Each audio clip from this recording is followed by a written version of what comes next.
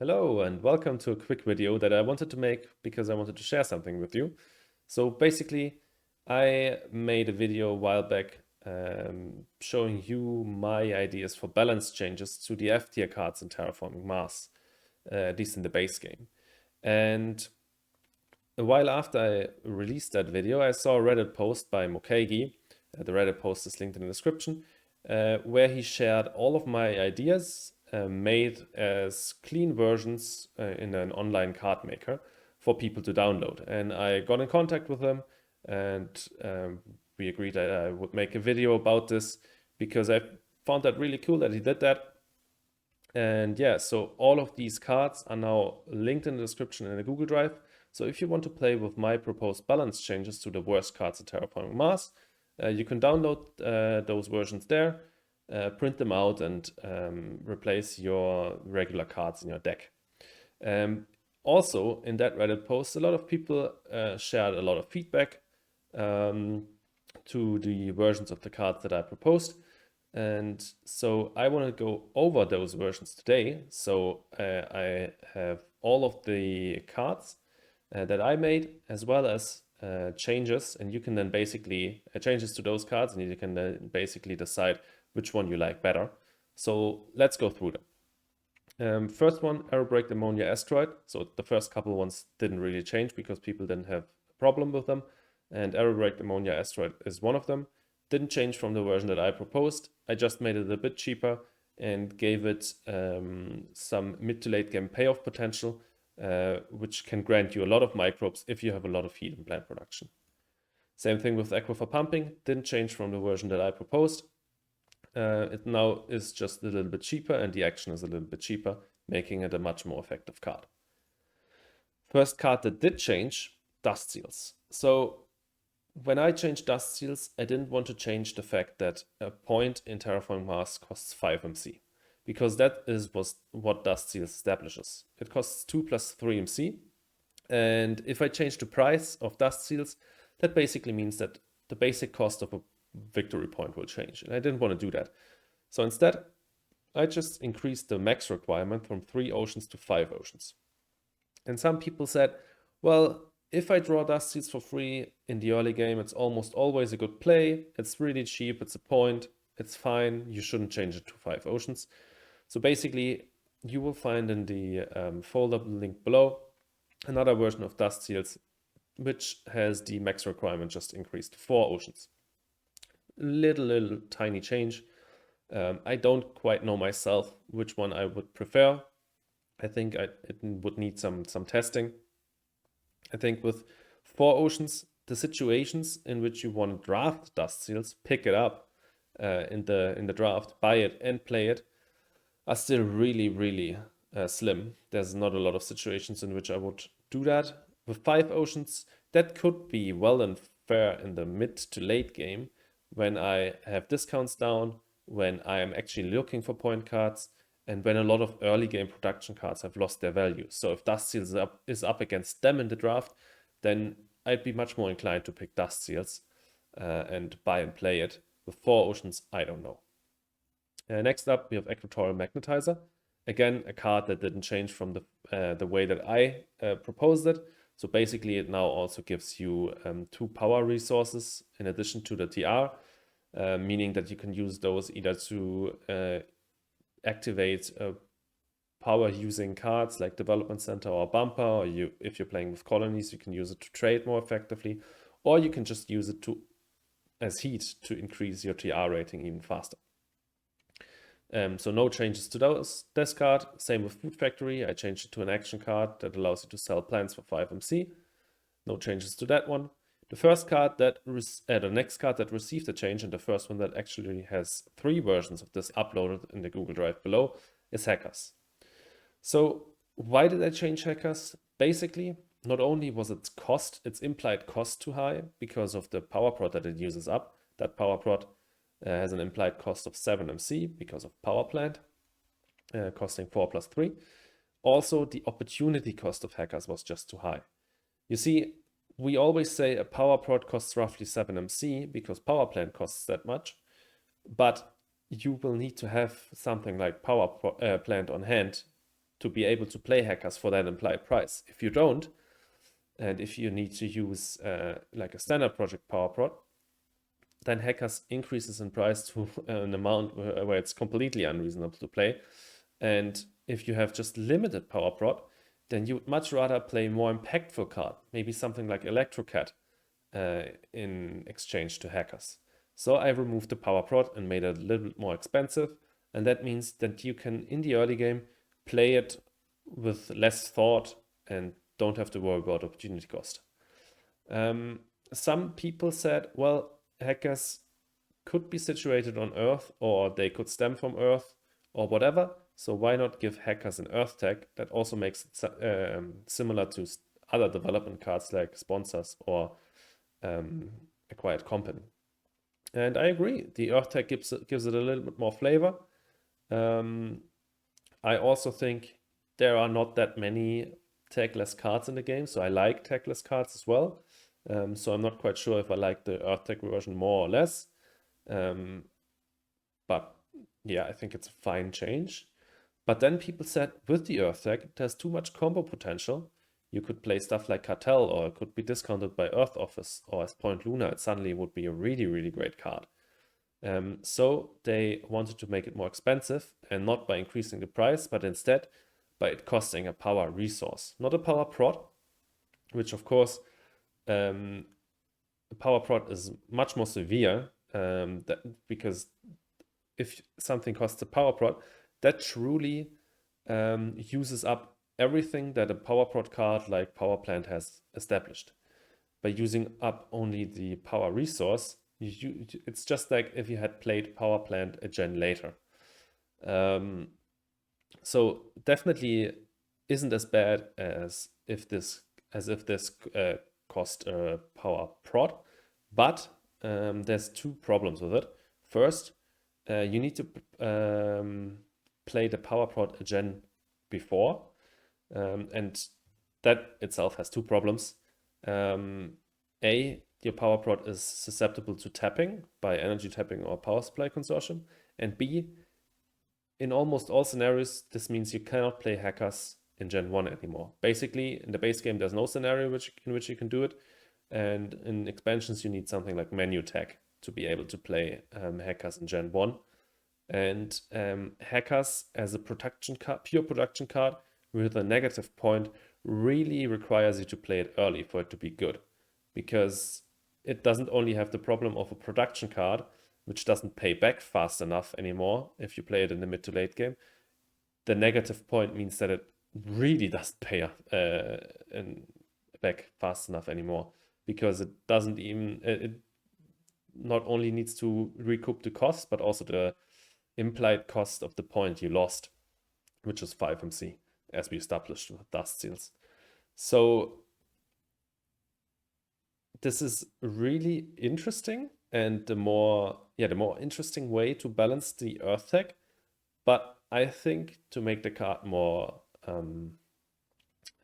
playable, reliable, more consistent, I wouldn't have given it this power resource cost. I would have just increased the price to counterbalance the Earth tag, or I would have just left it tagless, because I think there are not enough good tagless cards in the game, and I think a tagless card itself has some flavor.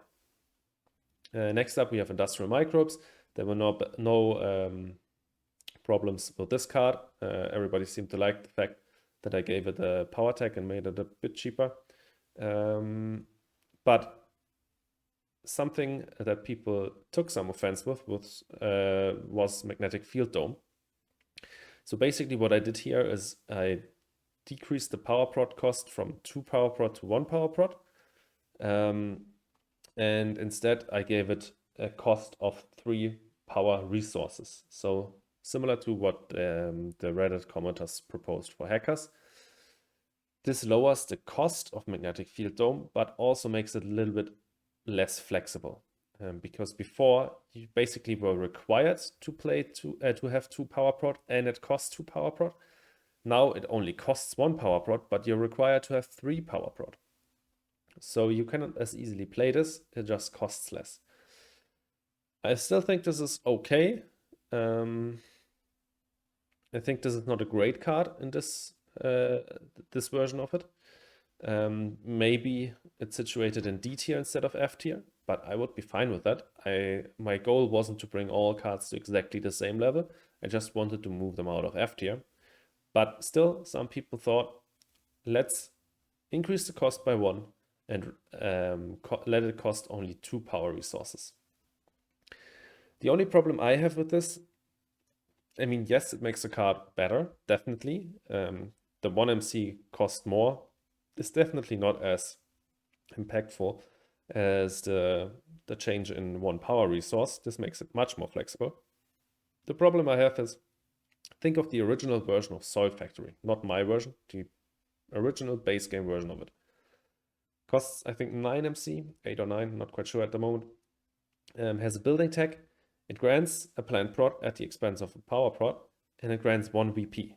So it's more expensive, and the point on it is much less valuable than the TR. And the only thing to counterbalance this are the 2 power prot, or the 2 power cubes that you need to pay with Magnetic Field Dome. I think that's not fair. Sure, Soil Factory is a really bad card. That's why I put it in F tier and also proposed the balance change to it. So I think it's okay if a card is significantly better than Soil Factory. But I don't know. I think I like my version a little bit better. Maybe you could just decrease the price to 4. Not quite sure. But you can decide for yourself what you think is better.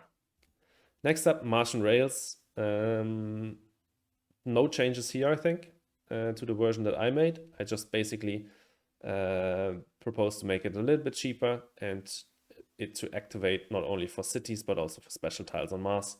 I like this change a lot. I don't think it makes it too strong. Again, no changes to micro mills. I proposed it to have a power tech and a building tech instead of no techs. Again, I didn't want to change the basic cost of heat production, which micro mills basically establishes for Terraforming Mars. And I wanted to give the power tech especially some added flavor. So I like this. But there was a proposed change to Power Grid, and I think I really like it. So this is my version of Power Grid. Same cost, same tag. In addition to it granting a power prot for each power tag, it also granted a power resource for each power tag. This basically makes it a makeshift heat producer because usually from power prot cards you get the power as heat 1 gen delayed, because first it becomes power and then it gets converted into heat. With Power Grid, you immediately get the power and then it gets converted into heat in the next gen. So it's the same as if you had played a heat producer. So I like my change to Power Grid. Some people thought it was still not strong enough. Let's give it another power tag. And I'm honestly fine with this, because this just means 1 more power prot and 1 more power cube immediately. We need to think about power prot, or what we need to keep in mind is power prot costs 7 MC. So Power Grid alone grants you 2 power prot, so 14. It costs 21, so just 1 more power tag in addition to this version of Power Grid. And this card offers something fair value, because 3 power prot should cost 21 MC, which Power Grid exactly costs. So maybe this version is too strong, because having 1 power tag and then playing Power Grid is really easy. Also, this allows you to get enough power prot for a bumper so easily. You just play like fuel generators plus Power Grid in Gen 1. That costs 4 plus 21, 25, and you immediately have 4 power prot. That's pretty strong. So I'm fine with this version, but maybe it's a bit too strong and I prefer my version. Sorry, let's go back to this. I think you'd need to play test this. It can be really good value. At the same time, power tags, you play some of them, you don't play that many of them. They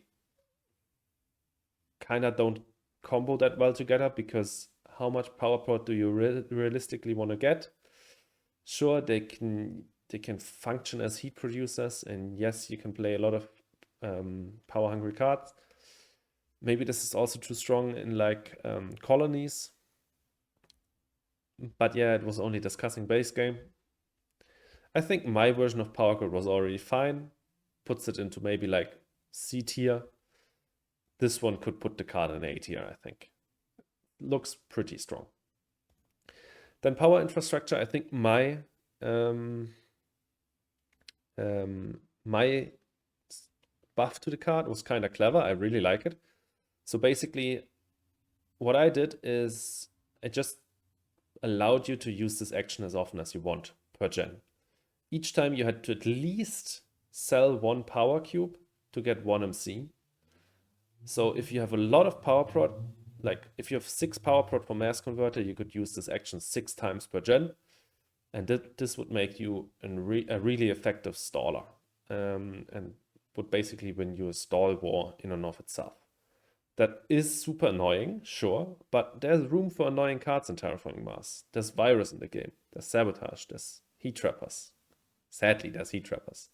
So there can be annoying cards in this game, and power infrastructure would be something like that. Just card that offers some utility that is annoying for your opponents to deal with, but it's also not too insane. It basically offers the same value as before, but has a different kind of value in terms of that you can win stall wars with it on its own. People had a different idea for it.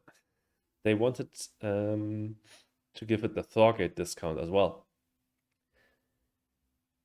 At first, I thought a card that costs, like ignoring this action, a card that costs 4, granting a 3 MC discount for attack, that's insane. You should never have that in the game. Then I remembered there's Earth Office. And then I remembered, wait a moment, Earth tags on average are much, much better than power tags. So, or at least you want to play more of them. So Earth Office is even more bonkers.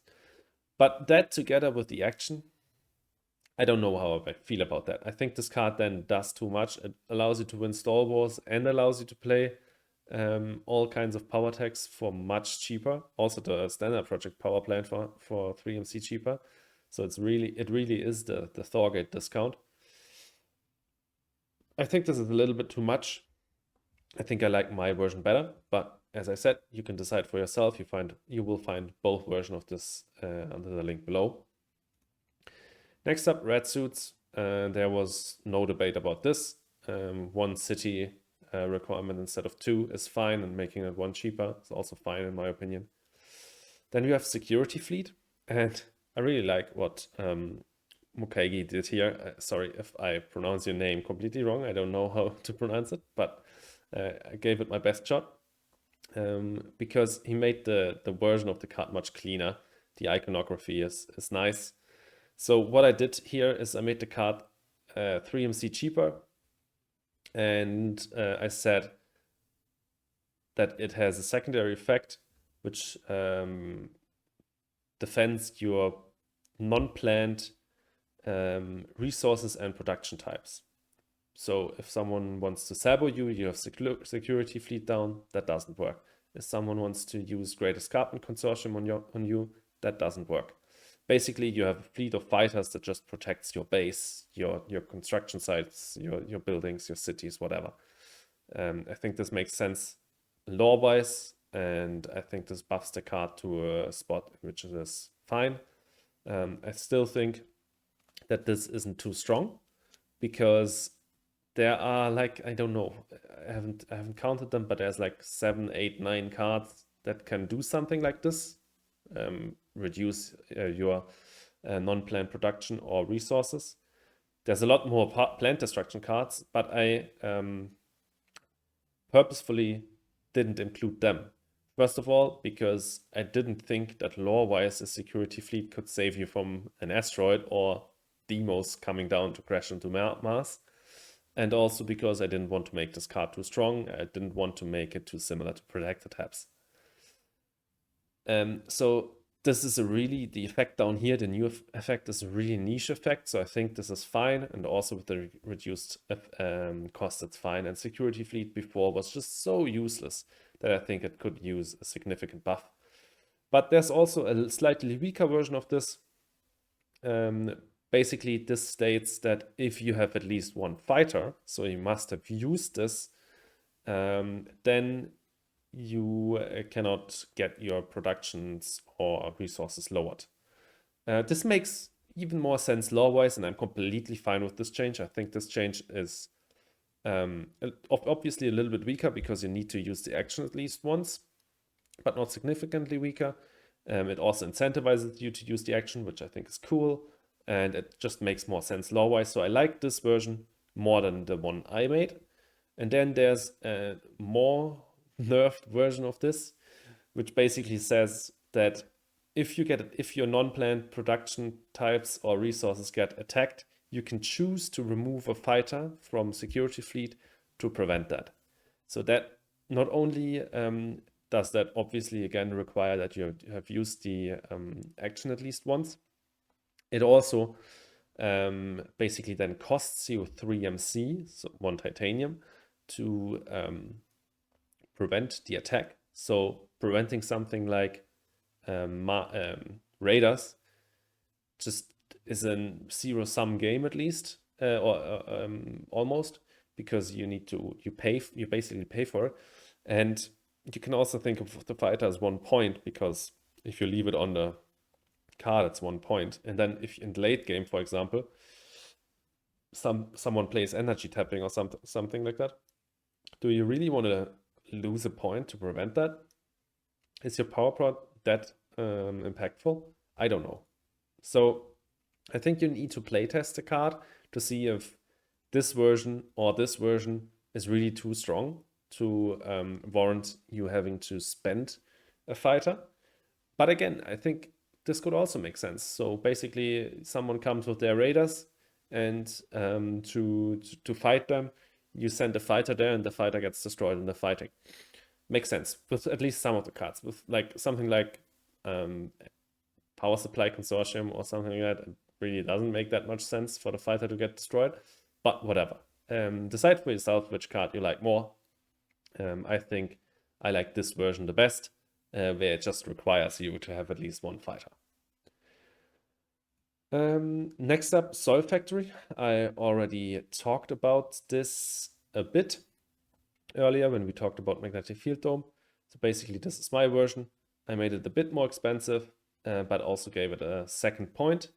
I think this is completely fine the way it is. And in addition to this, some people thought it would be cool to give it a plant tag. This then reminds me a bit of like Eos Chasma Dome or Noctis Farming. Obviously, it makes the card much stronger. The plant tag has incredible combo potential with stuff like decomposers, viral enhancers, insects, and so on. I don't think it's really necessary, and I also like to include more cards that grant plant protection but don't have a plant or micro tag themselves. I think that's kind of interesting that Soil Factory does that. It also, like, it's a factory. It's not like, if you think about other cards that have plant tags, there's stuff like heather, bushes, trees. It's plants, basically. Soil Factory produces plants, but it's in and of itself a factory. So why should it have a plant tag? But also because it produces plants, I mean, you see a plant here. It could also just have a plant tag. So both make sense lore-wise. Decide for yourself which you like better. Then we have special design. There were no obstructions to this. Again, I changed basically the effect, so it allowed you to have +3 or -3 in global requirements instead of +2 or -2. And then we have underground detonations. Again, there were no real discussions about this card. I basically just made the action significantly cheaper and gave it some instant payoff as well, making it a more effective, more cost-effective and faster version of the base game version. I like this. And then Mokage also hit us up with a bonus card, basically, a buffed version of Thorgate. So I talked about Thorgate in another video that released ages ago. I'll put that version, my version from back there on screen right now. I'll need to take a look at it so that I don't mess this up. So basically, I think my version back then was a little bit overtuned. So I left it with the same amount of starting capital, also the power production.